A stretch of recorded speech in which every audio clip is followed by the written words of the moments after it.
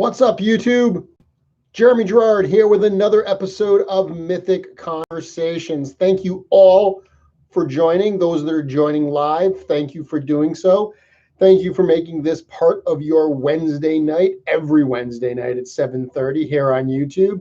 Those that are catching it in replay because you couldn't watch it live, thank you to you as well. That matters to me more than you know. The fact that people enjoy this enough to take time out of their day, whenever that is, to check it out, I greatly appreciate it.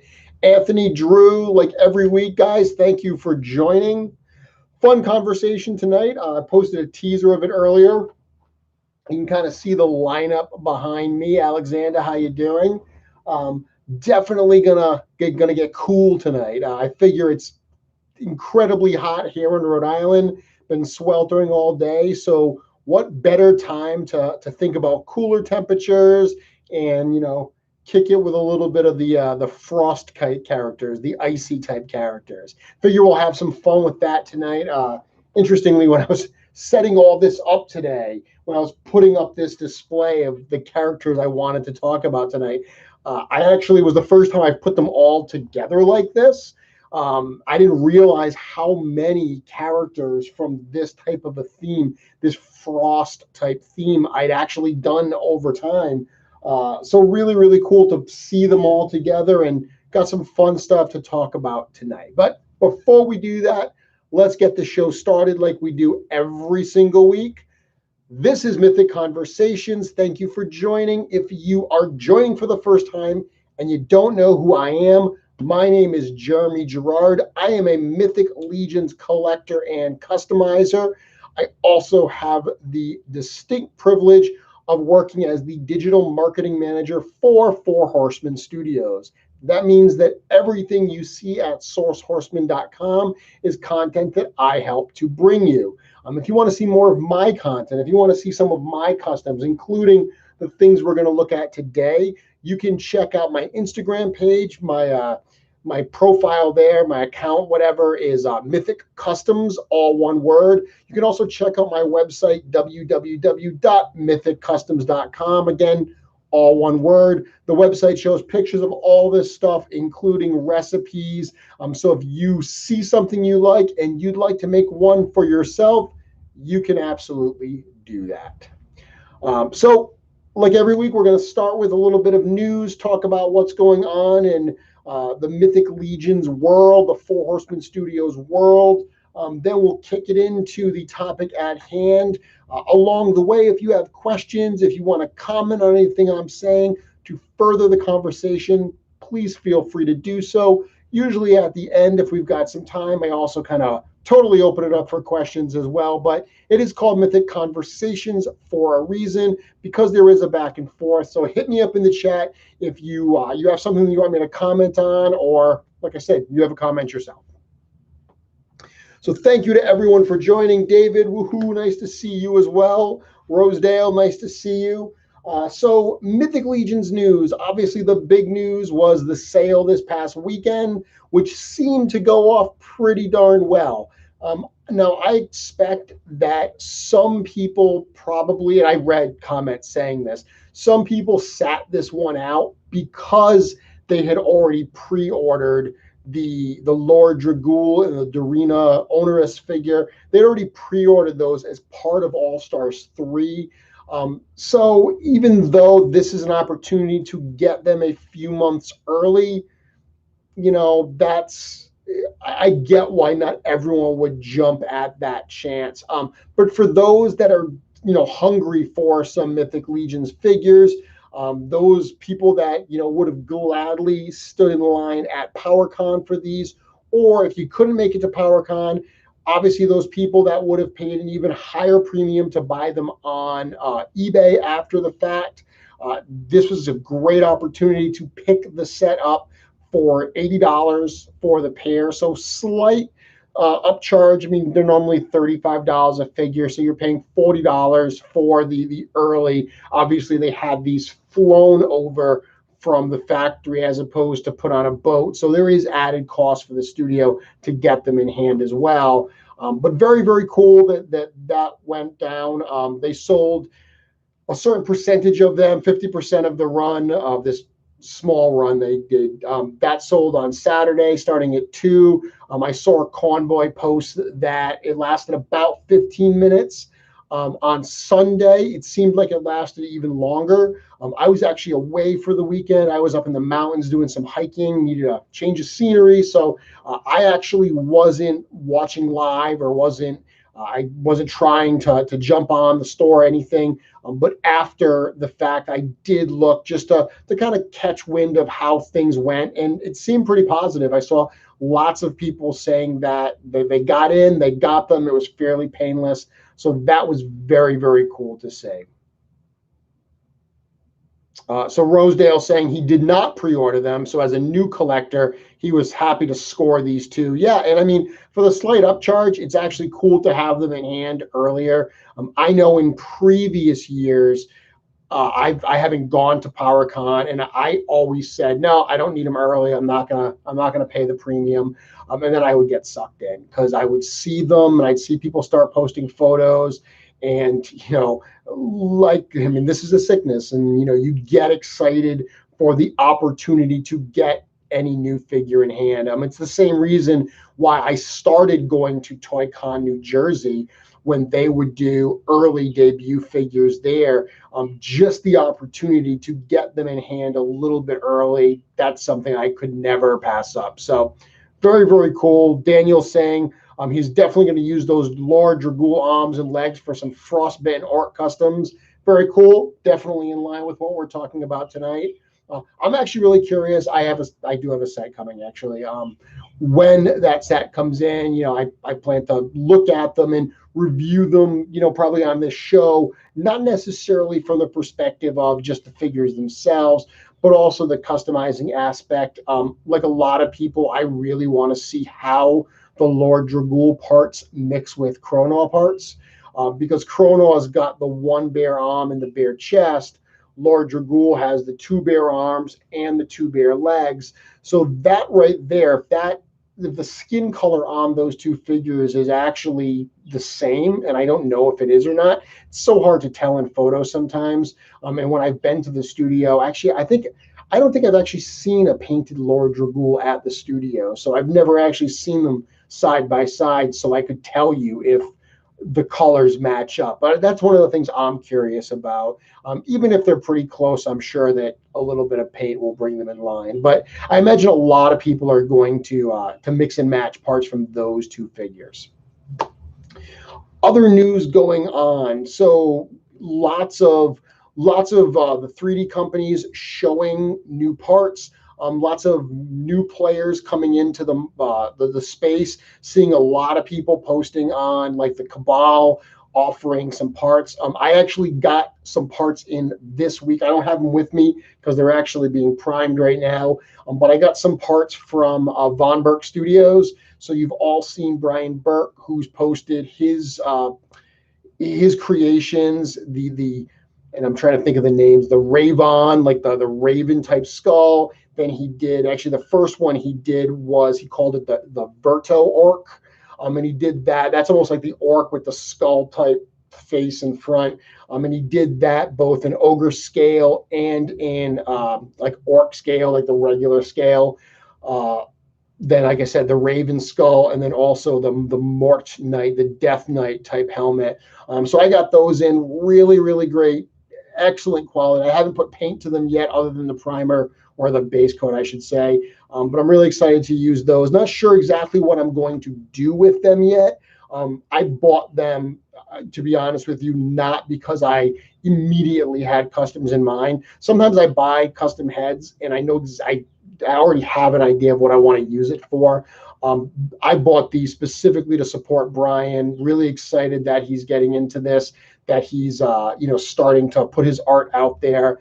And let's be honest, the pieces themselves do look absolutely wonderful. They were great in hand. They came with a nice little letter from Brian. So super excited for that. I know a lot of other people have been posting that they're getting their Von Burke Studio stuff as well. So that's super cool. In terms of getting stuff in, Wolf King Customs, I know that just the other day they shipped out all of the unpainted parts from the Badgerine series. So that was the sale that had the badger heads, the hand claws, a couple other accessories like the stick sword and the woodpecker axe, and of course the female, I should say the feline head from Emil Wickman. All super cool parts. I've been fortunate enough to paint all of them. Obviously, the badgers and hand claws were something that I helped bring to life. So I'm super excited for people to start getting those in.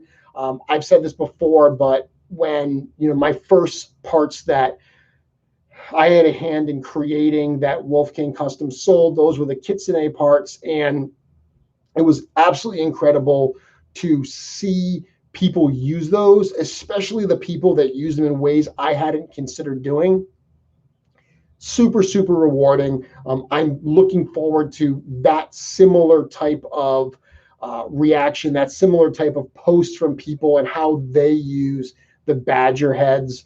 The painted heads, I actually finished those up. Those went out to Lan, and I know he's done packing those up. I believe he said that those will be shipping out. I think actually shipping notices might have already gone out for the painted badger parts. So in short order, everyone who ordered those parts should have them in hand.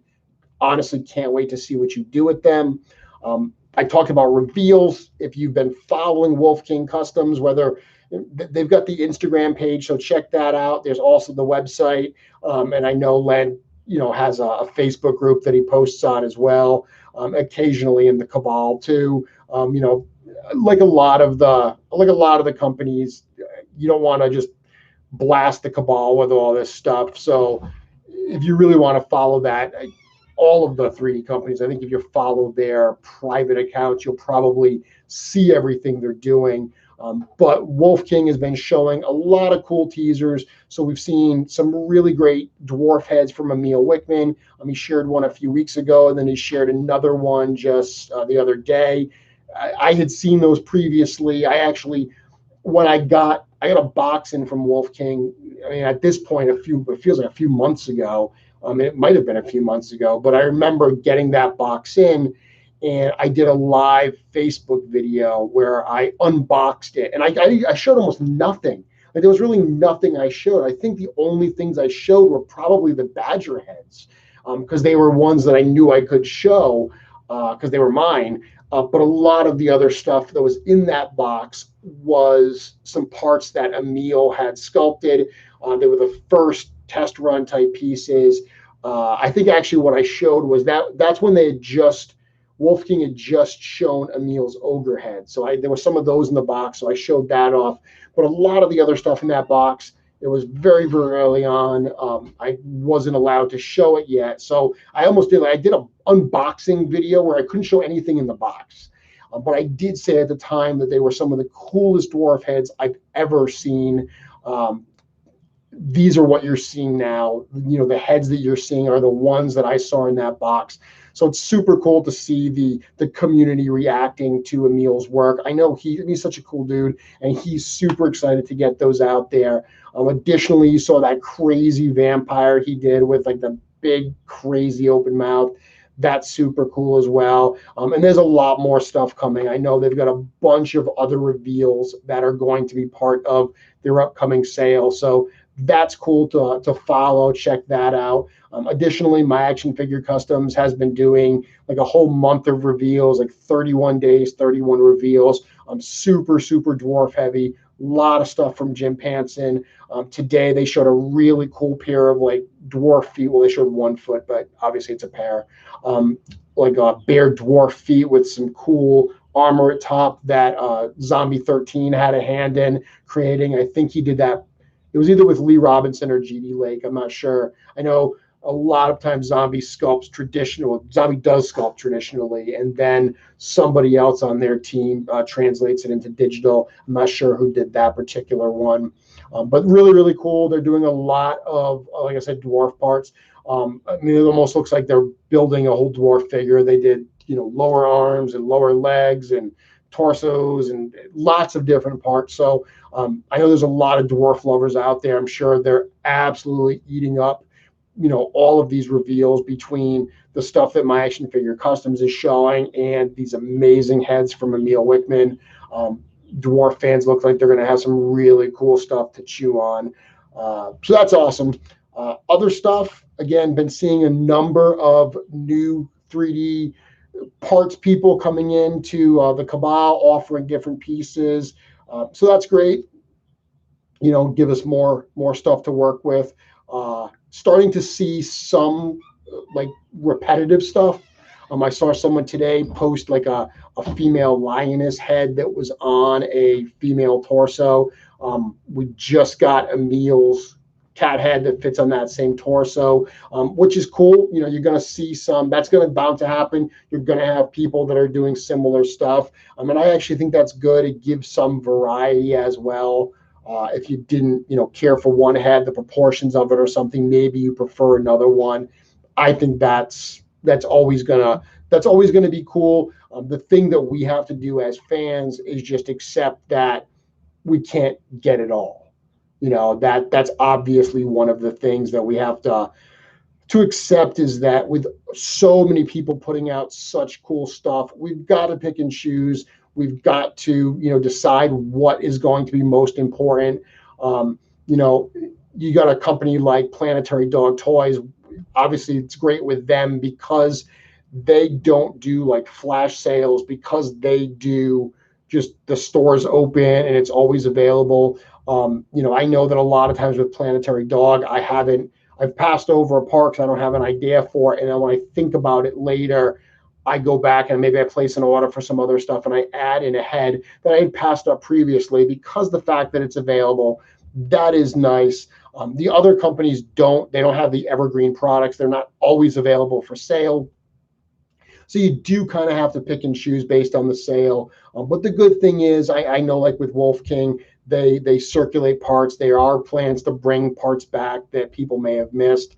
I know My Action Figure Customs has opened up the vault a bunch of times recently. So that's cool. But yeah, lots of neat stuff, lots of stuff to paint. I know I actually am seeing a lot of people like post their hauls of Wolf King boxes or whatever, 3D parts boxes, Planetary Dog Toys, and they're jokingly but not jokingly saying, "Oh, I'm going to add this to the pile of stuff that's waiting to be painted." I totally feel your pain. I mean, I am the same way. I actually feel bad. I've got a number of parts that are on my workbench right now that I just haven't gotten around to painting, or in some cases, like a number of episodes ago, I showed the really cool Ogre scale Cthulhu head from Teal Titan. I still haven't painted it. I've got it in back. I've barely started it because there's another piece. I already have a recipe in mind for what I want to do, and there's a piece I don't have yet, and I'm waiting to get that piece in. So I haven't made painting that a priority. But I always feel bad when people send me stuff, or even when I buy stuff to support them. I do want to paint that stuff up. So I feel you that if you've got a pile of stuff in the back or on your workbench and you haven't had a chance to get to it yet, same. Let me check what's going on here. Daniel saying Lord Dragul looks darker to me. This is going back to when I was talking about the color between Lord Dragul and Chronaw. Someone asking, any new elves with a different head sculpt? Not sure if you're asking if any of the 3D companies are doing that. I certainly can't speak for all of them. So I don't know. I don't know if there's any new elf heads coming. If you're asking if there's any new elf heads coming from Four Horsemen Studios, I couldn't answer that as well. Yeah, the dwarves are definitely getting some love. Alexander, Anthony, that's right. So Toy Forge is evergreen. So Anthony's company, Toy Forge, I know he's just getting started. I believe he just created a Facebook page for Toy Forge. I know he's on Instagram. His stuff is going to be apparently evergreen as well. Little teaser, I just painted up a cool Toy Forge piece today that I'm going to show probably next week, and it's going to be part of next week's topic on Mythic Conversation. So that's cool as well. Daniel saying it's cool to see the amount of people doing these custom parts. You can really tell the amount of passion they put into making this stuff. Yeah, I agree. I mean, I've long said that Mythic Legions, the line, it fuels creativity like no other toy line I've ever seen. outside of perhaps Legos. I mean, Legos are very, very much a creative type toy. You don't have to just make what's on the package. Obviously, people have made unbelievable creations with Lego. But barring Lego, yeah, as far as action figures goes, this is the line. I've never seen a line have fueled this much creativity, fuel this many creators adding new additions, new parts to the line. It's absolutely incredible. Like many people, I trust me, I hear what everyone's saying when they're like, hey, all these 3D parts are great, but we need bodies to put them on. We need, some new figures from Forest Studios. Trust me, they are aware of that too. Everyone's dealing with challenges right now with especially in manufacturing with the factories and stuff. But before we know it, we will have some new legions that we can pop all of these heads onto. So very cool with that. So topic at hand tonight. Let's get to that. I think I'm done news. I don't think there's anything else that I wanted to cover tonight. Again, talked about the big thing with the sale and all the reveals that all of the third-party companies are doing. But the topic at hand tonight was, as we talked about the kind of Arctic figures, the cold weather figures, for lack of a better term. And I think that it's an interesting topic because I've done a number of shows recently that talk about, grouping figures together. I mean, last week I did orcs. So last week I did a whole section, a whole show on just orc customs. I've done one in the past on goblins, and then I've done others, like I did a whole show on animal type customs. So having those different themes based on the race of the characters, or even the animal ones, even though there were different types of animals, they were all under that anthropomorphic type umbrella. One of the cool things about tonight's topic is they're all tied in, but they're not tied in together based on their race. They're tied in together based on, I don't know, season, winter, or climate, the Arctic. These kind of like snow, ice type characters, that's a really cool subject matter to customize around, because you can bring in all different kinds of races. When I was talking last week about the orcs, yeah, we could start to explore some of the sub races like shadow orcs and fury orcs and so forth. With these, however, you can really, really stretch, because you can bring in skeletons and fae and animal characters and dwarves and elves, different sizes. I mean, just look at this here. I've got, the regular size figures, the small goblins to the orc size figures. Then I've got an ogre. I've got a half giant. I've got a troll. And over here, I've even got my full frost giant. Lots of fun being able to customize like this, being able to bring all of these different races and still have them display really well together, because they are thematically matched in some way. So we're going to talk about these tonight. I'm going to show a lot of these customs just from an inspirational type standpoint, talk about some of the parts I used. Maybe there's some pieces that you'll see here that you're like, oh, I have that figure in my fodder bin. I never thought to use it like that. Hopefully that will inspire. And I'll give you some tips of some of the things that I've done as well to customize these that maybe you can try at home too. Do I know if there will be any upcoming elves? Doesn't have to be any sculpt. Yes, there will be more elves. Alexander saying we just need that Legion Builder sale. I hear you. Trust me. I hear you. Joe saying if he did know, he can't say. Well, I can say there's going to be more elves. That's not revealing anything. I'm not saying when. I mean, the odds of there being more elves in the line, absolutely. That's going to happen. I absolutely know that's going to happen. So that's okay. I can say that. Drew saying really liking that Arctic kitsune. Yeah, we'll get to him. I like him a lot too. He's actually one of my favorite of all the kitsune customs that I've done. So I've always liked the cold weather type characters. Even when I was a kid and I would play with different, different lines, like G.I. Joe. I always really dug the Arctic characters. The Snowcat was always one of my favorite vehicles. The Snow Serpent, Cobra type cold weather characters, love them. Love Snow Job, and all of those type of characters, that type of theme, whether it was winter outside or not, absolutely dug those type of characters. So when I started customizing, it didn't take me long to start saying, you know what, I think I'm going to start to integrate some of these cold weather characters. And I actually think one of the first ones I did was probably right here. And this has been a very popular one of mine. So this is my ice skeleton. And I did this for a very practical reason. I don't really care for the Motu tributes as Motu tributes. I've said this on the show many, many times.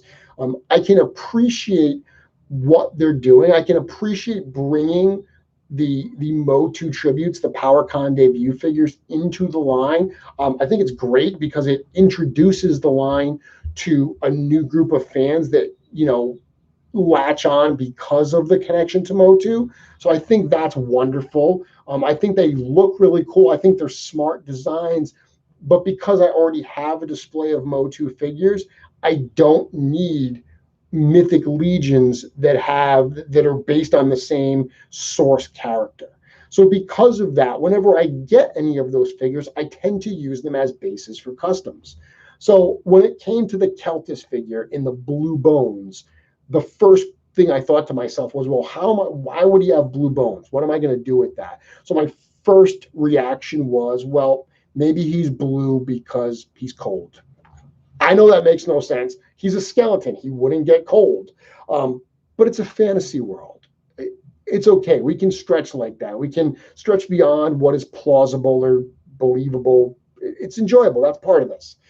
So that's what I did here. And realistically, I just use those blue bones with some silver armor. I did this so long ago. I don't even know where this armor came from. It's kind of like a dark gray.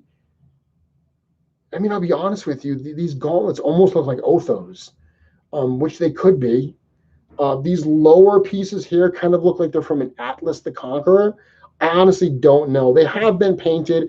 I have added some ice type effect to them, some snowy type effect that I'll talk about in a minute. But the big changes here are obviously the fur. So this big fur kind of collar he's got, that I love the way that it sits, because it sits so high up on his neck that even though his neck isn't pushed forward, it's actually just if you look at the proportions, the neck's where it's supposed to be, but this comes up so high that it almost makes it look like his neck is pushed forward. And I display him a little kind of with his legs bent a little bit, so he almost looks like he's crouched down. I dig that a lot. This was one of the first ones I did. The fur loin piece and the fur top up there around his neck, those actually came from a Masters of the Universe figure, a character called King Chubla. And this is a perfect example. I had King Chubla in my collection, liked the figure. It wasn't junk, wasn't fodder that I bought cheaply just to use. But this is one of, I would say, the things about being a customizer is you get these ideas in your mind and you're constantly, you'll see fodder, you'll see pieces in your collection on display, and you have to make this decision. Do I like that figure more than the recipe that I'm going to make with it? And I do this constantly. I'm constantly looking at things in my collection and making that judgment call, saying, should I tear that apart right now to make the custom that I have in my head? Now, of course, I can go back and buy another King Chubla and just replace that. I'll be honest with you, most of the time, I rip something apart, tell myself I'm going to replace it, and I rarely do. I rarely replace it, because at that point, I start looking for it loose on eBay, and usually what I want to pay for it is a little bit lower than what they're selling for, and I end up just not replacing it. So that's one of the ways that I kind of call parts of the collection, is I use pieces to make other things. Really dig this figure. What I did, I said I added an icy effect to it. I added that icy effect to a lot of the things that you see here tonight, and it's really easy to do. What I tend to do is, big surprise, I talk about this all the time, I use some dry brushing. I get some white paint, and I just slowly dry brush some of that on.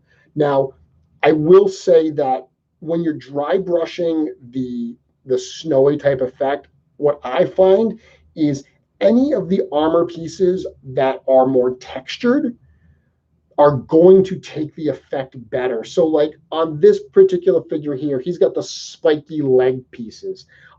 Those are very textured pieces because they're meant to be like for orcs. So they're all pitted and they're all, cracked. They've got crevices. When you dry brush, because the way dry brushing works, where it's just going to get the surface, if you have a lot more of that texture, it creates a better look.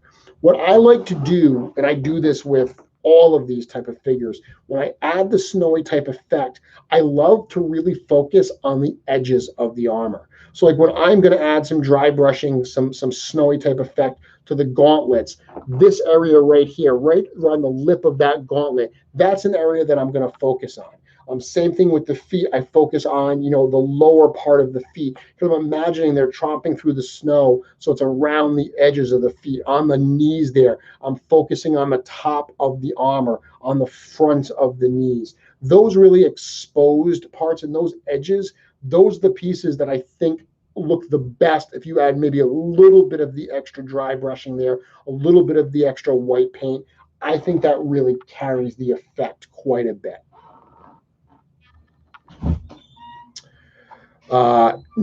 Nicholas saying, what about frost elves? I'm actually got a frost elf right here, so we'll talk about, that character. Someone else is talking about Talon Frostbow. There is actually a frost elf in the line. That was the base for that figure, so we will get there. Yep. Yeah, people saying gives you fond memories of Icewind Dale. Yeah, I've read those books. Interestingly, that I don't think really influenced a lot of these type of customs, maybe subconsciously, for sure. Archer, hello from France as well. Go to bed. It's 2 a.m. in France. Go to sleep. Another early figure that I did was this one here, and I've shown this on the show before, but this is one that I really, really like. So this is my Winter King. This is actually based on a book series that I read. The book series is, the first book in the series is called The Bear and the Nightingale. The series itself is actually, I believe, called the Midwinter Trilogy.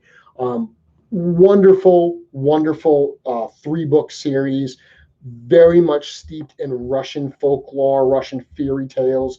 One of the main characters is based on an old Russian fairy tale about the Lord of Winter, a character called Lord Murzoko. Used that description to create this character here. This is actually a custom head from Kurt Daniels. I bought this on eBay. His eBay name is Camaro Dude.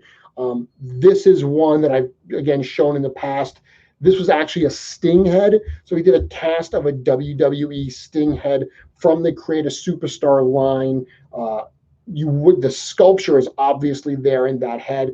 I actually had him paint this. A lot of times he paints it with a little bit of 5 o'clock shadow.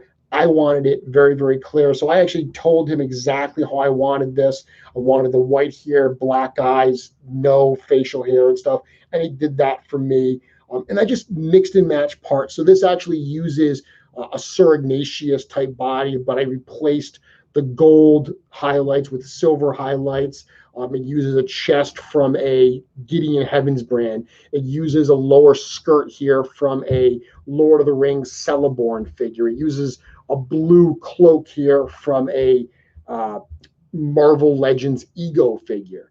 Another early figure, which you can tell because I'm using parts from Sir Ignatius and Sir Gideon. This was a recipe from when those figures were much more readily available.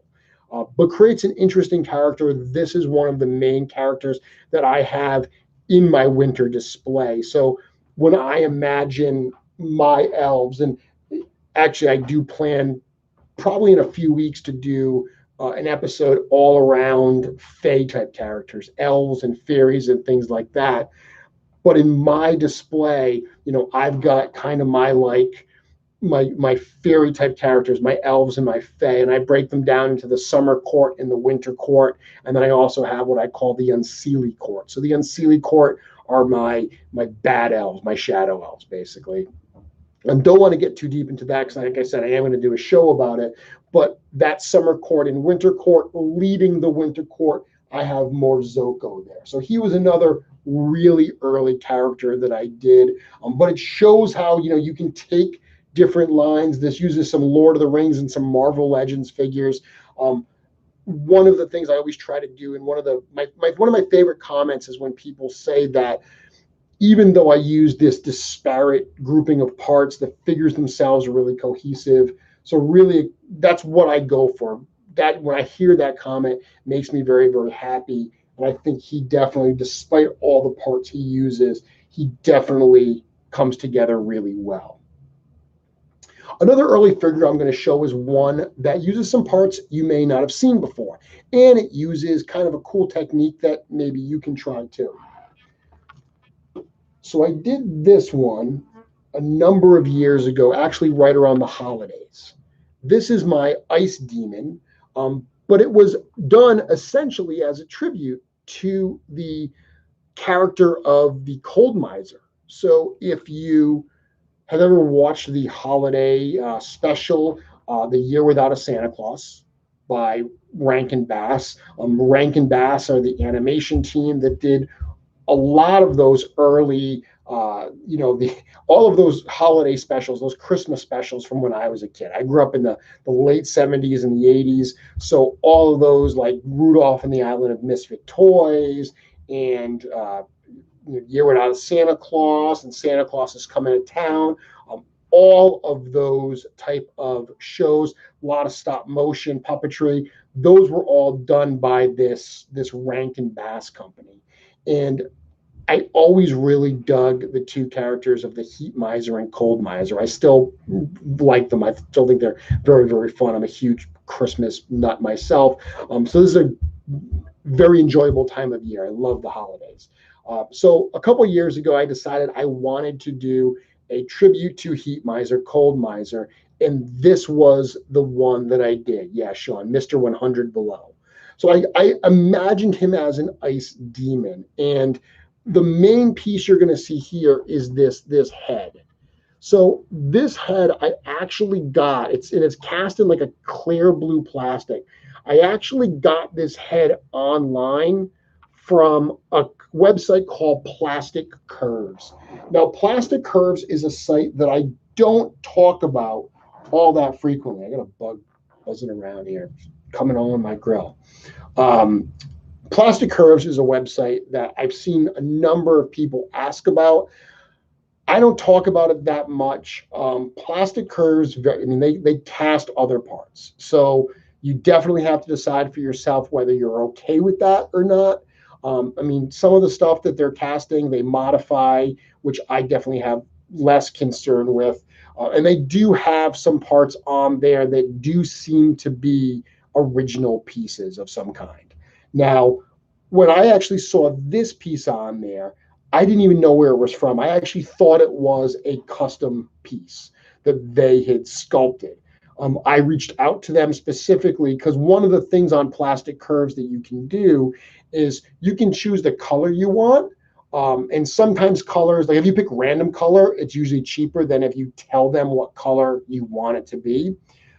I reached out to them and I actually asked them if they could cast it by any chance in a kind of transparent icy blue. And they did that for me and they shipped it and it looks great. I did find out after the fact where the head is actually from. And ironically, the actual release of the head, the retail release, pretty much looks just like this. It is cast in a clear icy blue, and it has kind of a white frost effect. Now, I added the white frost effect to this piece. I didn't even realize that I was essentially recreating the real production piece. And it comes from a line called Marvel Hero Mashers. This line I don't believe is out anymore. Came out a number of years ago, probably 3-4 years ago, and it was a Hasbro line where there were super cartoony figures, and the figures themselves, the Marvel figures, were meant to pop apart, and you could plug and play and create new characters, kind of like Mythic Legions, but super, super cartoony. So, you could put Venom's head and, Thor's torso and Captain America's arm and shield, combine them all together to create just crazy, crazy concoctions. Well, because the figures were interchangeable, they did come with some extra parts. In most cases, they came with like an extra head or an extra arm or something, or both. The Thor figure from that line came with what I presume was meant to be like a frost giant type head. That's where this is from. On the Plastic Curves website, it's actually called Frost Troll or Ice Troll, I believe they call it. It is still available. I actually looked before the show today, and it's only like $5. Probably a little bit more if you request a certain color. But that it was the starting base on this. Now, what you'll notice here, and it's a little hard to see because he's got all of this armor on, but you can kind of see that he's also got these icy blue limbs. That was actually a Hagnon figure. So for his transparent limbs, I wanted to create that icy effect. What I did was I got a Hagnon figure and I experimented. I wasn't sure how I could get that icy effect on it, and I didn't just want to paint over it because then I would lose that kind of transparency. So what I did was I heavily watered down some blue paint and I painted that on. It was so watered down that barely any paint really stuck, but it gave it almost like a tint. Enough of it got on that it almost tinted it into this like icy blue. Again, totally an experiment, but it worked so much better than I expected that it actually would. I finished the figure with just some, a loin piece from a Lord of the Rings figure, a little fur from, I believe that actually came from a Freya of Deadhall, and the icicles that he has that I glued onto his shoulder armor. Those actually came from an old McFarlane Twisted Christmas Jack Frost figure. That was a figure I had in my fodder bin. So broke those pieces off and glued them on. His big ice sword was something I think I got from a Batman Mr. Freeze figure. Perfect example, don't throw your fodder away. These were all things that were just in my bins that I happen to be looking through and saying, yes, that'll work for this figure here. Now, one thing I did with this figure as well, I always talk about dry brushing, but there's another really helpful technique, really useful technique, I should say, that I used on this one. Because what I wanted in this was the exact opposite. I didn't want just to get the surface area. I wanted to get the seams. I wanted it to look like, the seams of that torso there, the edges of the armor were ice caking up in there, snow caking up in those pieces. Because that's what would happen, right? If, water had got in and snow had got in, it would get jammed in all of those details of the armor. And even as you move and brush it off, the stuff that was in the details, you probably would have a hard time getting it out until it melted out. So what I did there was I call it a paint wipe. I believe it's actually called a paint wash. But really what you do there is kind of the exact opposite of dry brushing. So unlike dry brush where you dip your brush in the paint and then rub it off on a paper towel and then just lightly paint, you kind of do the opposite here. You take the piece you're going to paint, you get some paint and you keep it nice and wet and you just slap that paint on. And then I almost immediately take a paper towel and wipe off the paint. Now what's going to happen when you wipe off that wet paint is all of the exposed surface area is going to just be wiped off. But all of those crevices, the paint that was wet and leaked into all of those, that's really what's going to remain. Again, I call it a paint wipe. I believe it's technically called a paint wash, but that's what I did for this figure here to get some of those details, those icy details inside of his armor and so forth. Alexander saying, any chance we can see your fodder bins? I did an old post on Instagram that actually showed kind of the fodder bins. To be honest with you, it's literally everywhere at this point.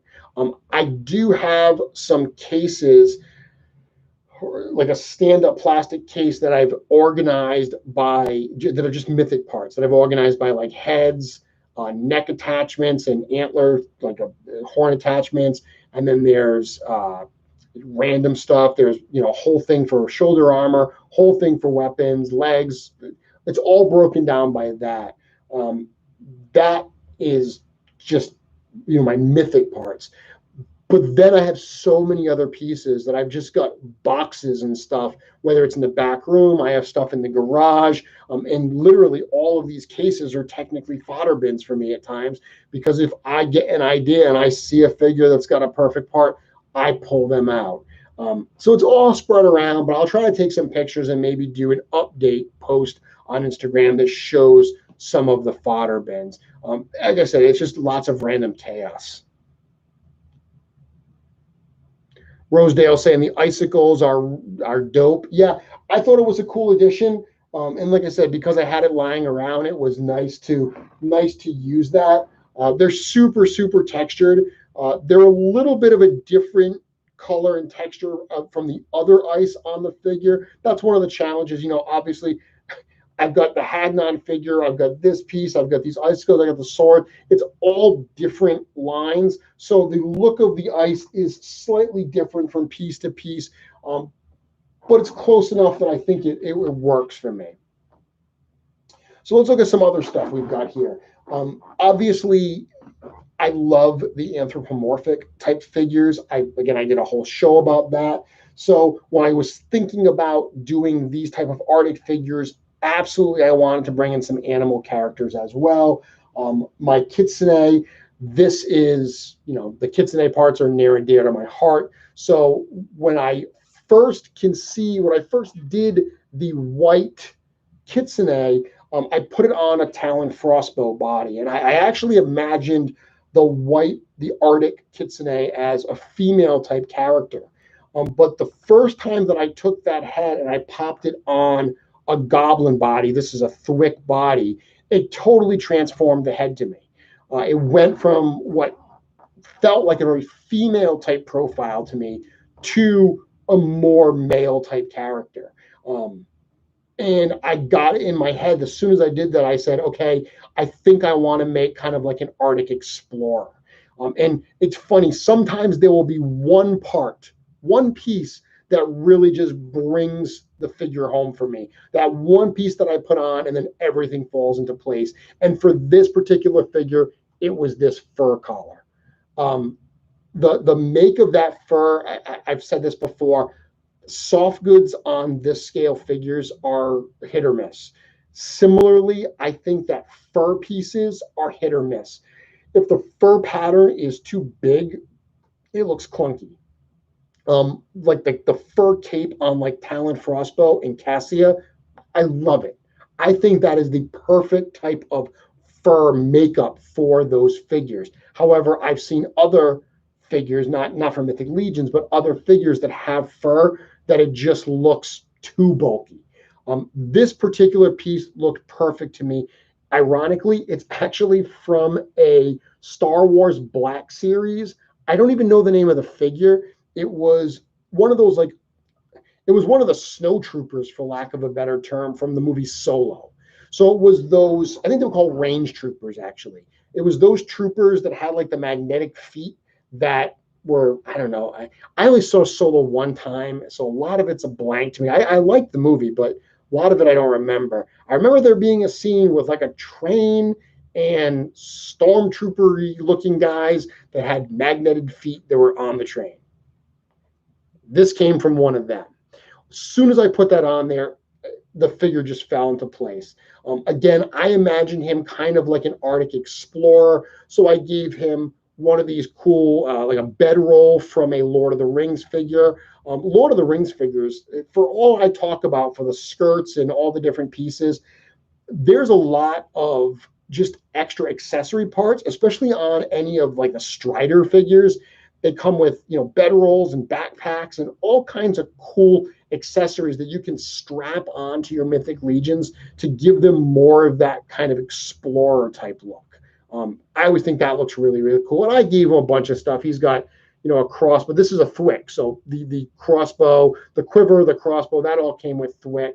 And then he's got this cool hammer. This is a cool hammer. This is actually a Wolf King Customs part that they haven't even released yet. This was one of his early pieces that he was working on, actually, even before I went to him with the kitsune. So the kitsune parts were obviously the first pieces they released, but this was something that he was working on beforehand that he just sent me a test of. I just thought it was a really cool hammer. Hopefully we'll still see them down the road. But yeah, this is a figure that I really, really dug. And it's not a lot of customization in terms of painting or anything. It's just putting those parts on and putting those accessories to create that character. Similarly, I did something here with my Bubatros figure. So this was ironically a figure that I had passed up when it first came out. I went really heavy on the original Gothotropolis birds. So when the Etheron's Dozen line came out, I was like split down the middle. There were a number of figures in that wave I loved, like Etheron himself, Dralion, the dragon, the blue jay. Absolutely loved all of those figures. But then there were a lot of other ones that I just didn't care for, like the parrot. I thought it was kind of silly. Didn't want the parrot. Didn't want the toucan. Didn't want the pelican, and I didn't want the white owl. Ironically, I probably wasn't alone in that because those figures did not fly out of the store. A bunch of them actually hit clearance. Now, fast forward to today, I get ideas in my head. I said that when the parrot first came out, I had no interest in it until I started making a whole wave of pirate customs. And I said, how cool would it be to have a parrot pirate? Because usually, that pirate trope is the pirate with the parrot on their shoulder. I thought that'd be really funny to make like an anthropomorphic parrot. I ended up paying double retail for it because I skipped it when it was first out. Same thing happened to Bubatros here. I had no interest in this particular toy until I started getting really into the Arctic figures. And I said, oh, Snowy Owl, I could totally do something cool with that. One of the challenges with the bird figures is they legit use all the same bodies. The only difference on the birds is the heads and the weapons. So if you've got a couple birds, they do start to look a little repetitive. However, you don't see a lot of people customizing the birds.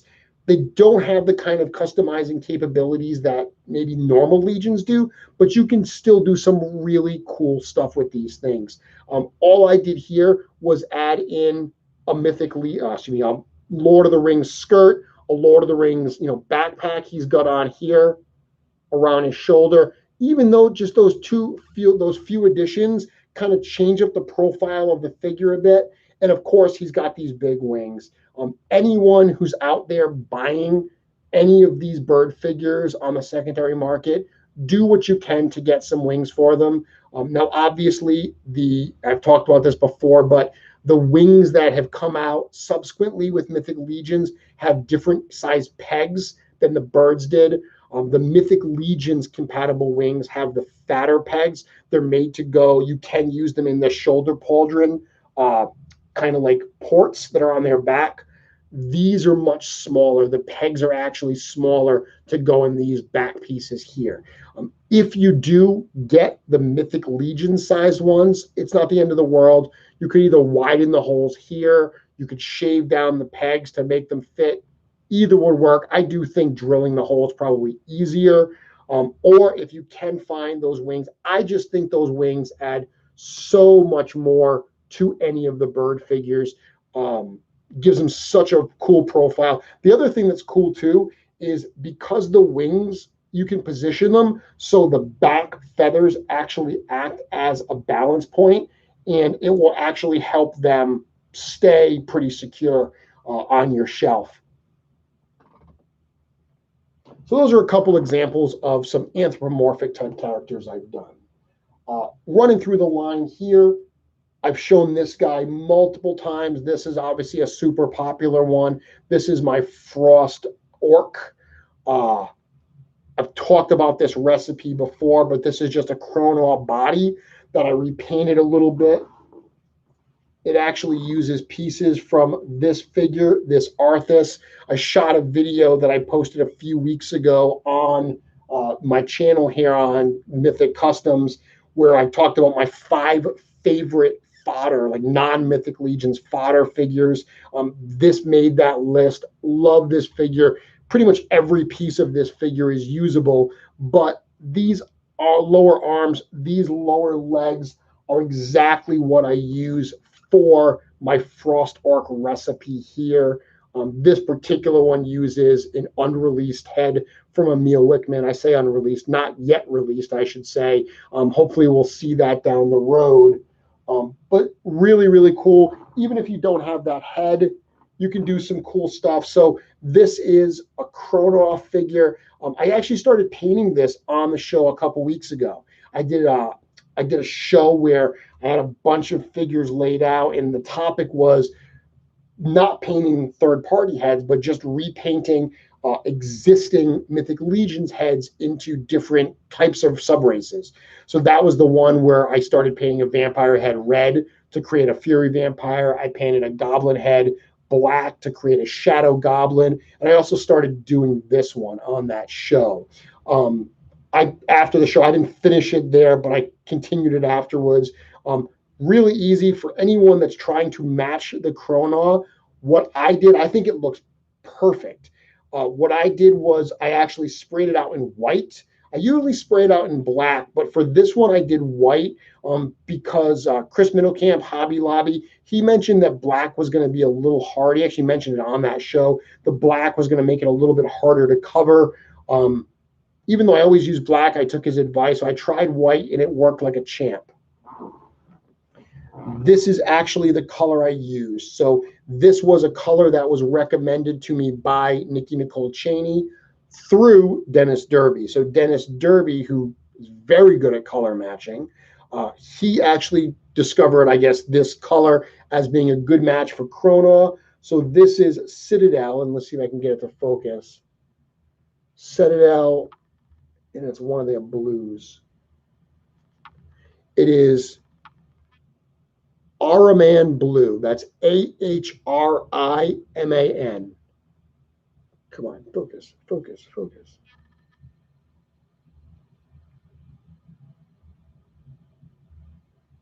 Really good match, in my opinion. You can see here, still not done yet, but you can kind of see the match that I got out of it.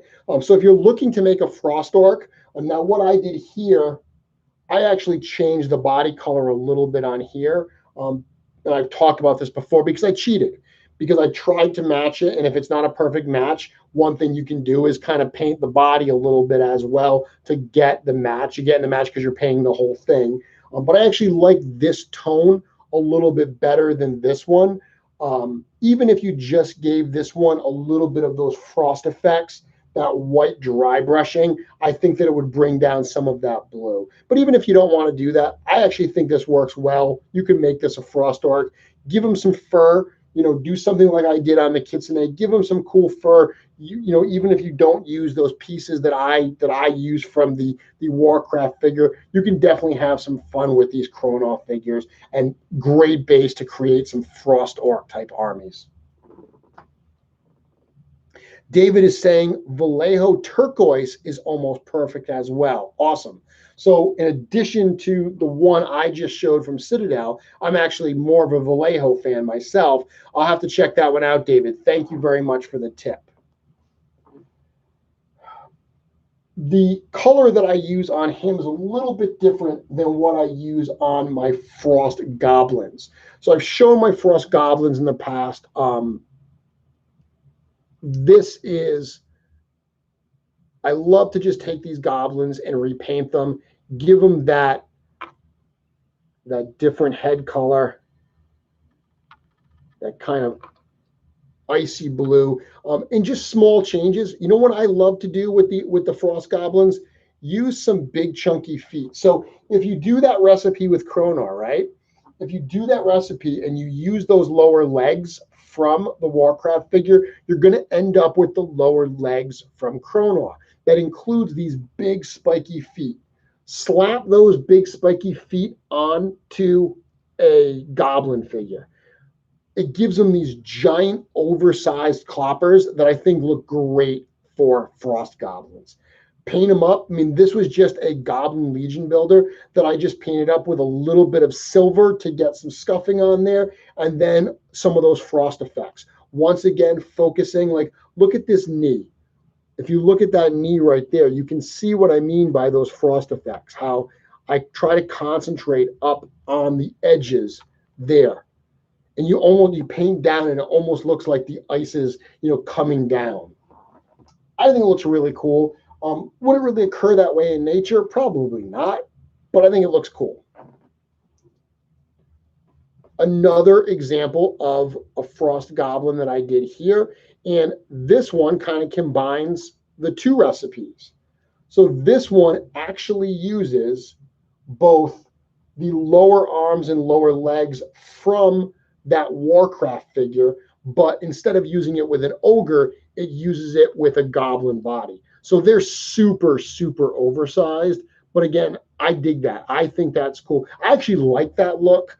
I talked about this when I did my goblin show. I like the goblins having like a fair dose of Jim Henson to them. So I like them having that sense of like maniacal labyrinth-like chaos to them. So oversized hands and feet, that works completely fine. And I did this. This was actually a figure that I debuted last year at G-Con. So the last 2 years when I was on G-Con, I did a custom specifically for G-Con to debut. And this, because last year I knew they were going to be showing the mounts for the first time, the horses, I said, well, I'm going to do a rider mount type combo. So I did this that uses this cool two-headed wolf. This is actually from a company called Chat May. So Chat May they make cheaper type figures. I used to find them. You find them a lot of times like multi-packs. I used to see them all the time at like Toys R Us. But they had a line, it's like a fantasy-based line, and this two-headed wolf was part of that fantasy line. I ended up picking it up on eBay a long time ago, and I repainted it because the paints on them aren't great. So I repainted all the gums and the eyes, and even like it's got cool detail. Like it's got these wrappings around his legs, but originally it came and they weren't painted. Like the fronts, the front portion of the front leg wrappings were painted, but the backs weren't, and the back legs weren't at all. So I repainted all of that, and I gave him this cool rider. This helmet is actually from a old Spawn Male Bolgia figure that I modified to fit on his head here. But you can see, just like the last Frost Goblin I showed, this is just a Goblin Legion Builder head repainted. And just uses a Vallejo gray-blue color. Looks really, really good. Just no mix. It's right out of the bottle to get this color. When I did my Frost Goblins, because I knew I wanted to create a whole bunch of them, it was important to me not to do a mix for the color because I knew that I would never get the mix right every single time. So if I could find an out-of-the-bottle color, I knew that I could replicate that over and over and over again. Frost Goblins are ones that I've absolutely loved doing. Tons of fun there. You can have a blast with them. So that brings us to the big guys, the back row of these guys. And that's one of the things that I've had a lot of fun with in doing the Frost type characters is thinking different sizes. So, in Mythic Legions as is, we've already gotten a number of different sizes, everything from the goblins to the elves and, all the way up to these big type characters. And I actually just realized I forgot a few. So hold on that thought. Right in front here, I've got the Frost Dwarf and the Frost Elf. I said at the start of this conversation that one of the great things about this is that you can explore lots of different races, but tie them in together. You know, we've seen skeletons, we've seen anthros. I've got my ice demon back there, orcs, goblins. Obviously, you're going to want to do elves and dwarves. My pick for the base figure to use for a frost dwarf is got to be the silver dwarf legion builder. It's just a wonderful base. The legion builders themselves are great to customize anyway, but the fact that it's all silver, you can just paint the highlights, paint the details on the armor, and you know you've already got a good frost dwarf in the works. Talon Frostbow came with these big giant white axes. They always looked weird for me to have an elf wielding a big giant axe like that. Felt more like a dwarven weapon, so I outfitted this guy with those there, using some of that fur. This one actually is from a Talon Frostbow, but the one from Cassia is really similar. And what I did for my head on this one, I wanted it to look a little different. I've done other Frost Dwarves that didn't use this exact head recipe. I've done some just to make it easier that just use like the bearded dwarf head. Now, the bearded dwarf head did not come with the silver dwarf legion builder. The silver dwarf just came with the full helmet. But if you get it, you say you have an extra cavern dwarf or any of the extra figures, any figure that comes with that head, what you can always do is the beard on that bearded dwarf head actually is removable, not easily, but you can get it out. It is glued in there. If you remove it, what you can then do is you're just left with the top of that helmet. That's a great way. Paint that silver to match this figure here, and then you can paint the beard whatever color you want, glue it back together, and you can slap that head on.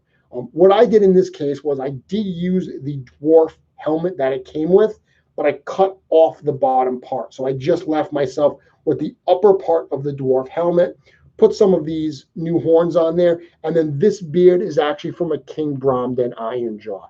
I saw this similar recipe that Nikki Nicole Cheney had done quite some time ago. Loved the look of it. I'm going to admit it's not a super easy thing to do because you need an extra Bromden head, and you got to be very careful as you're slicing. You know, I went right above the lips, right under where the nose would be, because to me that's, you know, I looked at the helmet and the helmet comes right down to the nose, so that's where that would be. Even still, I was missing some pieces along the edges. I ended up filling those in with some epoxy sculpt. So epoxy sculpt is like a two-part compound that you mix together. You know, it's like a white compound. I put that in there, let it dry. While it was dry, I added a little bit of sculptural detail to it to try to match some of the braiding in the beard. I'm not a sculptor, but little tiny fill-in things like that I can certainly do. And then I painted it to match the beard. You wouldn't even notice if you weren't looking for it. But if you're going to do these Arctic type customs, you're definitely going to want a dwarf frost dwarf. Kind of taking a cue from the whole Legolas Gimli pairing in Lord of the Rings. After I did my frost dwarf, I said, well, I need an elf to go with that character. I've shown this before, but it bears showing again. Super simple recipe. This frost elf just uses a Talon Frostbow body. Now, Talon comes with that extra head. That extra head is somewhat ambiguous in terms of the sex. It works great as a female or a male. All I did here was I replaced the chest. So I've done a few Frost Elves in the past. This particular chest uses the one that came with the Skeleton Soldier. So the Skeleton Soldier, the 2.01, that came with a female torso and a male torso, that's what this one uses. It's the only torso that has this configuration. You could certainly make this configuration for yourself if you wanted to. What this really is it's got that kind of like goblin top torso part, very angular, but then the lower part is what you find on the other elves, like the Elf Ranger, which it's got a lot of the detail work and it's got the buckles. The two pieces, ironically, are very different. The top part is much more pitted and armored. Like I said, it was made for the goblins, whereas the lower part is much more ornate. But they do look cool together.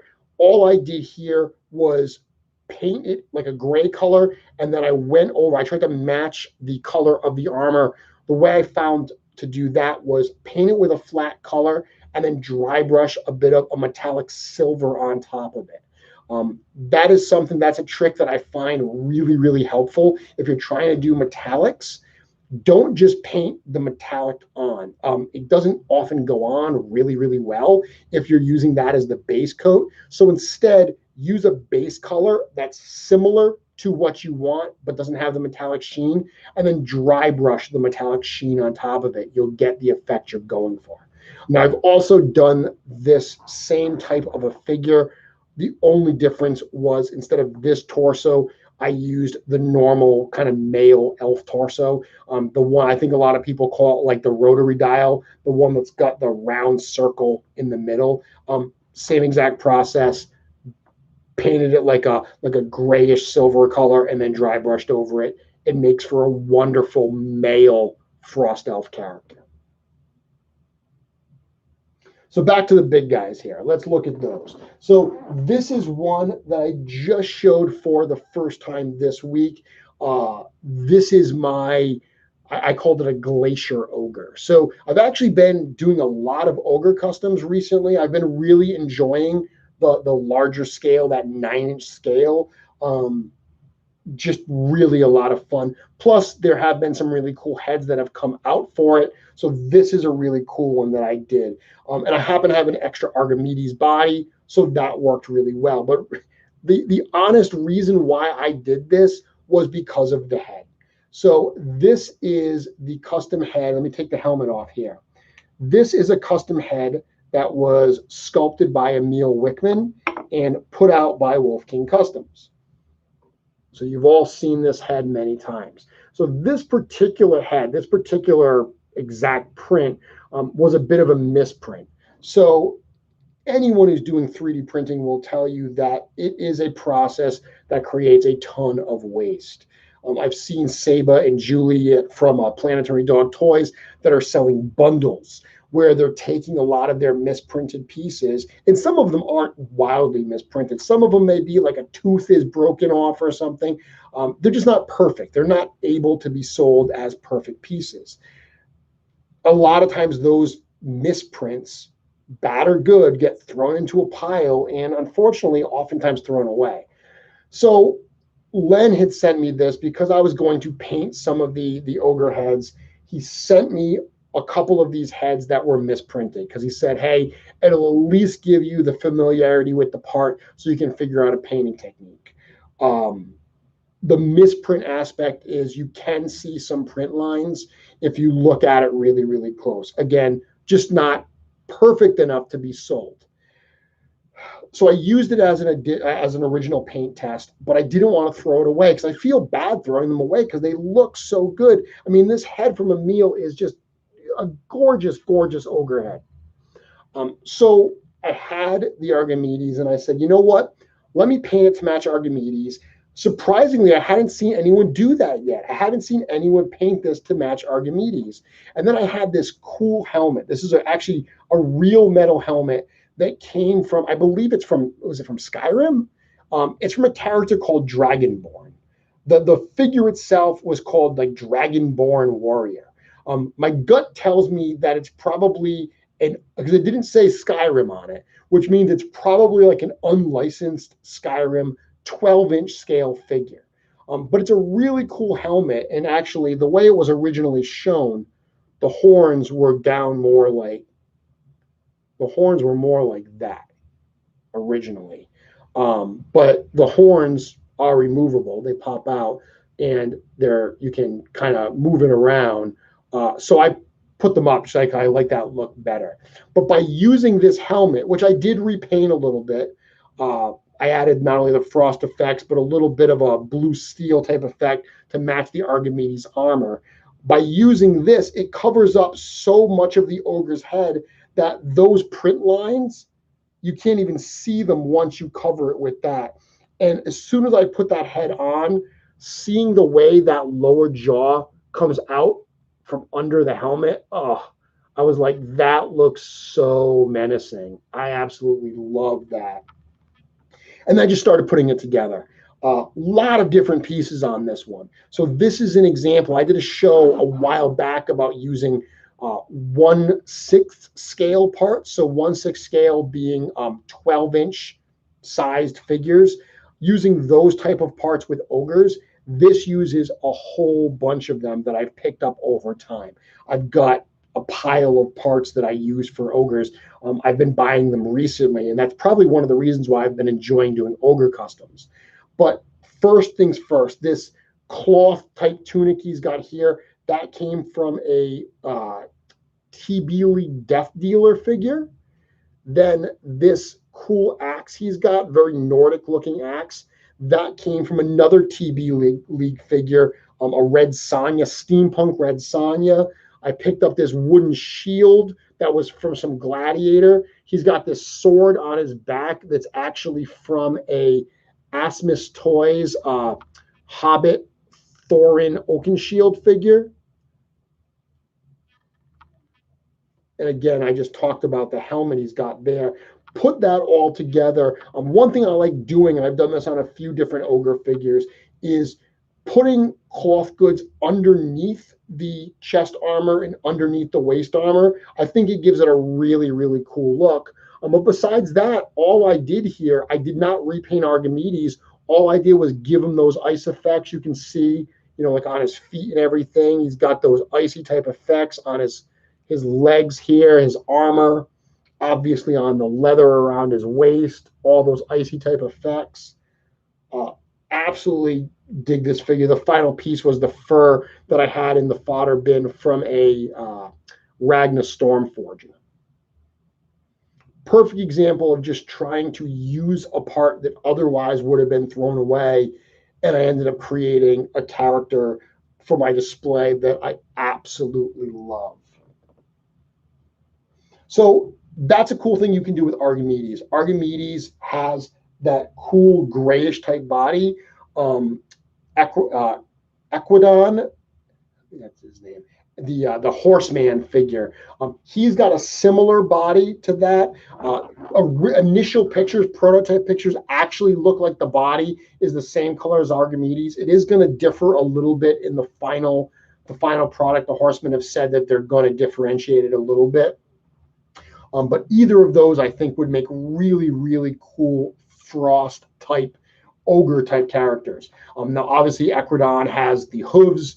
This one's got the bare feet, which I think work really, really well. So that's something. There's a number of cool ogre heads you can use. Obviously, I used Emil's. Some of the ones from Planetary Dog Toys would work wonderfully as Frost ogre type characters. There's so many out there. Before I did that Frost Ogre, though, I had done this guy a while ago. Now, this is an example of a figure that admittedly I'm not as fond of anymore. This was a point where I was trying to get some differentiation in my display. I wanted some different sizes. I did this before the Ogres came out. So this actually uses a 12-inch scale Marvel Legends Thor figure, which is a wonderful figure. Part of my reason for this, and he's got to stand because he doesn't stand up otherwise, the 12-inch Thor figure was such a beautiful toy, but I didn't collect 12-inch Marvel, so I had no reason to buy it. I wanted an excuse to buy that figure because it looked so good. It came out on clearance on Amazon a couple years ago. I think it was like $20 for the figure. I couldn't pass it up for that price. Once I got it in, I had to figure out a use for it. So this is what I did here. And I actually, ironically, I took another Thor head, a second Thor head that I bought loose. I cut his hair off and I put it on the front. And I kind of sculpted a beard. So the beard is actually a combination of a repainted Thor, rubber beard with fill-in from some sculpture stuff that I did. The helmet is actually from an old Marvel Universe Frost Giant helmet. I love that helmet. And then the rest of it is just a couple pieces from 12-inch figures and some repainting here. Some repainting his armor, his arms and stuff. Definitely one that doesn't hold up as well today. I think I would do some things differently, specifically with the beard. I can kind of see my rough sculpture work in there, and I'm not thrilled with it. But I'm showing this for a couple reasons tonight. Number one, just to show some different scales and some different ideas. But number two, to show that, it's okay to have things in your collection when you're starting out. I did this a while ago. When you're starting out with these customs, you're going to do some things that at the time you probably love. I mean, when I first did him, I loved him. I thought he came out so wonderfully. Was really, really happy with him. It is a natural progression that as you do more and more customs and you get better and better and better, there will be some of your early work that you may not love as much anymore. That's an opportunity to, maybe break it apart, use the parts for other pieces, sell it to another collector who may appreciate it, whatever works for you, or keep it in the collection. Even though I'm not in love with that character, he's in the collection. He's a little bit towards the back, but because he's nice and tall, he adds some cool depth. Two more to show. So this is my ice troll. Now, the armor that you see on this figure here, and ironically, the skull that's going to be on that frost giant you see back there, those both came from Halloween decorations. So when you think about fodder pieces and what action figure lines you can use, think outside of just the narrow box of action figure lines, because there's a lot of cool stuff. Now we're in August, which means that Halloween decorations are probably already on store shelves because they do things wildly early.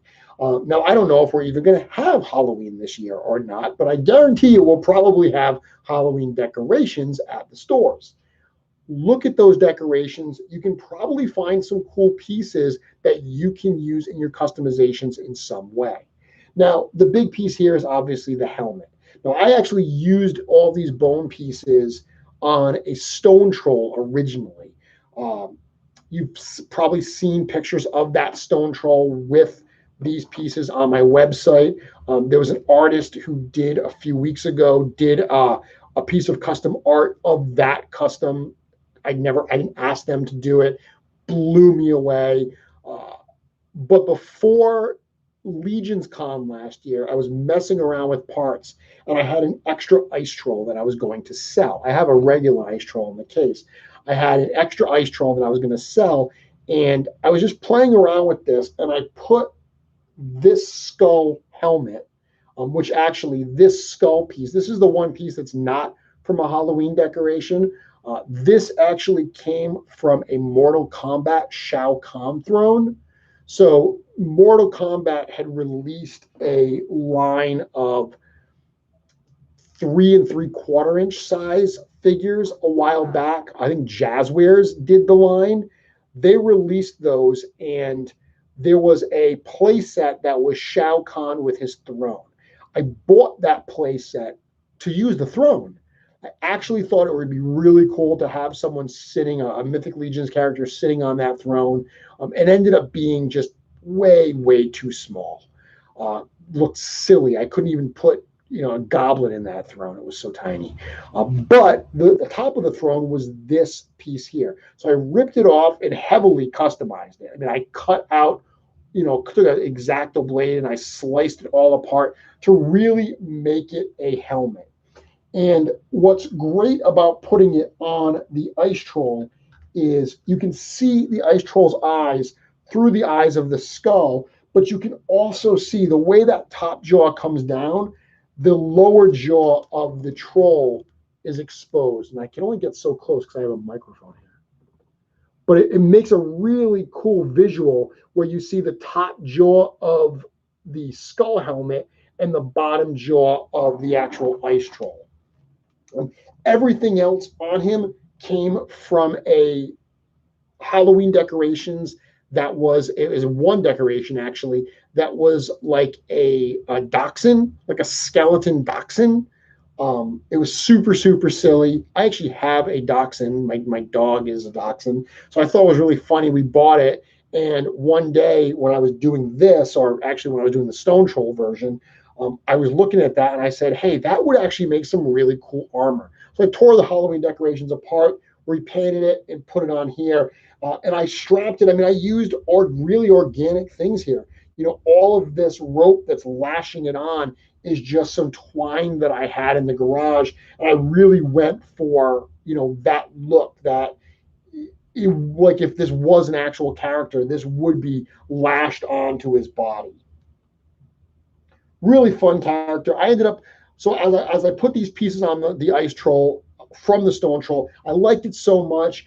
I brought this to Legions Con with me last year. He was kind of the centerpiece on my table, and he's remained in the collection in this format ever since. So the last piece is the big guy, the big giant over here. That is a 18-inch God of War Kratos figure. I don't play video games. I've said that. I think I said it on tonight's show.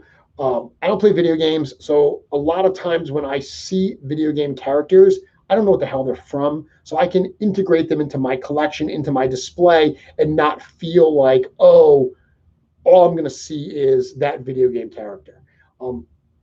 Even though I don't play video games, I know who Kratos is. I've seen the character before.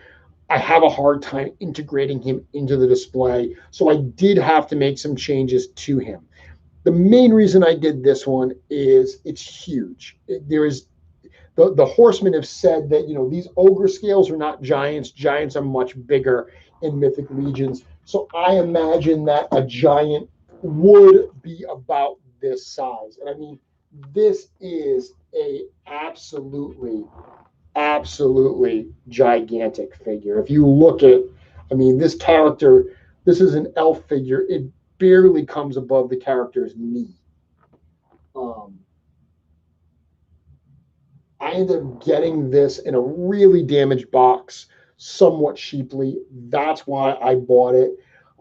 Wanted to change it up a little bit here. So what I tried to do was, obviously Kratos has kind of that body paint on him. I repainted that red body paint into like a bluish color, but I also largely covered it with some soft goods to hide that there. But really the big thing was the face. I had to hide the face. So what I did was, this skull came from a Halloween decoration that was a monkey. And originally it didn't have holes in any of it. What I did, and you can totally do this with these decorations, they're generally pretty flimsy plastic. I took an X-Acto blade and very carefully cut out the area I wanted. Now it was messy. You can't make a nice round hole like that. Cut it out kind of messy, cut out the nose kind of messy. And then what I did was I took my Dremel with a sanding bit on it, and I just hit it in there with a sanding bit. Totally brought down the plastic, gave it that nice smooth look that I'm going for, that makes it look like a skull. That I just ended up gluing onto his head. I put a little kind of strap and glued that around to make it look like it's strapped on his head. But just that look, not only does it create a cool looking character, but it changed Kratos enough for me that when I look at this now, I don't actually see Kratos anymore. I do genuinely see a new character. I did also add, like I've said many times tonight, some of those snow type effects. You can see like his loincloth here. You can see that principle I'm talking about, how I really focus on the edges. I imagine that the snow would gather around the lower parts here, giving me, around the feet, that kind of look I'm going for. I'm going to put him on the floor because he is legit so heavy that I don't want him to fall. But hopefully that's a number of inspirational type ideas that you can play off of, that, hopefully you watch this and the wheels were turning in your head about how you may want to start to integrate some cool wintry type characters into your display. The last thing I'll tell you, and then I'll answer a few questions before we go. One of the challenges I always have with winter type figures is photography. Because if it's winter time, great. Every time it snows, I'm out in my backyard and I will pull off as many as I can. And I'll run out and I'll try to get some shots.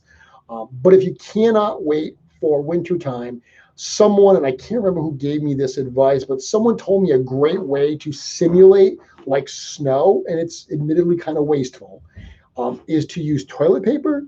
So apparently, if you get toilet paper wet, you can kind of mold it and create kind of like a cool snow scene. I want to say Trevor Williams, 1/6 shooter, told me that because he would be the kind of person, he would be someone I would talk to about photography, but I don't recall having that exact conversation with him. So I don't know if it was him.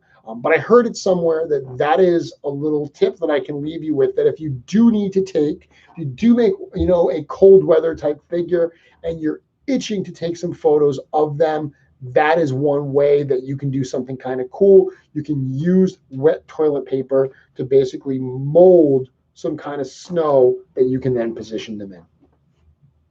Try it out. See if it works for you. Alexander saying, I'm going to go hunt through the Halloween store for fodder. Yeah, fodder's everywhere.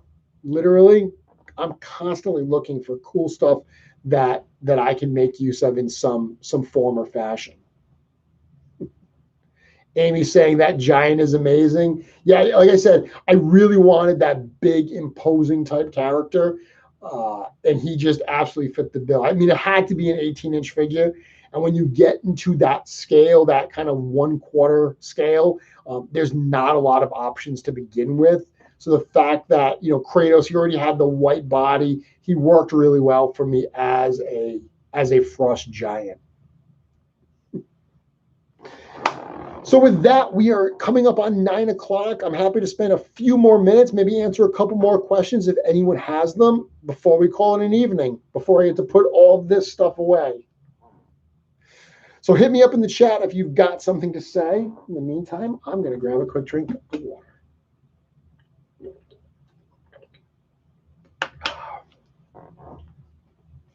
I do have some ideas for some upcoming episodes. I've mentioned a few of them. Definitely want to do an episode about all the fairy and fae type characters. I've got a few others. I want to do one down the road all around female customs. I feel like there's not one female custom on my table today. I don't do as many female customs as male customs, but I definitely do a lot. So I want to put together a show just around, ladies' night, just around some female customs I've done. So those are a few I'm working on. Nicholas, ever consider using Motu Frosta or Marmista for snow customs? Not really. I looked at Marmista when I was doing like the Disney princess type characters, because I was thinking of using her mermaid parts for like an alternate version of my Ariel, but I ended up not doing it. The scale, I don't know. I just didn't think it was right. And to be honest with you, I've used so many. I've kind of moved on from Motu parts, to be honest. Motu parts were what I turned to really early on when I was first customizing. Those were the first parts that I really like leveraged hard. So since then, I feel like I've kind of exhausted that line. I've got a lot of pieces from Motu that are on customs in my collection already. So it hasn't been a line that I've looked at lately. Any ideas of more Frost characters? I mean, I've got like I said, I was surprised. As many as I have here too, there's more in the display. Because I do have, I have a Thalon Frostbow. I have a Frost Elf that I showed on the show a few weeks ago. I've got a couple more Frost Goblins in there. I've got other members of my Winter Court. So, or my Winter Council, I think I call it. So there's actually a bunch already there. But as far as other ideas for them, maybe like a snowcat. Like I've seen Nikki do a snow leopard. That was really, really cool. And then Emil with his feline warrior, did like a snow leopard type character. That's one that I could imagine doing. If I had some extra cat parts, I could see myself wanting to do that. But no, off the top of my head, there's nothing that I have in the works that I've been excited to do. I mean, I could imagine myself doing more frost goblins or more frost orcs. New orc heads come out, new goblin heads come out. That's an easy thing to do. My frost goblins, I have one that uses a nubneck head, a couple that use the goblin legion builder head. I've got one that uses a head that I've customized that's like the top of a barbarian builder head, but like the lower jaw of a goblin legion builder. I sliced them apart and put them together. So as new goblin heads come in to play, those are things that I'm sure that I could do at some point. But nothing besides that. Too many other projects in the works for me to just exclusively focus on more frost gobs and more frost orcs.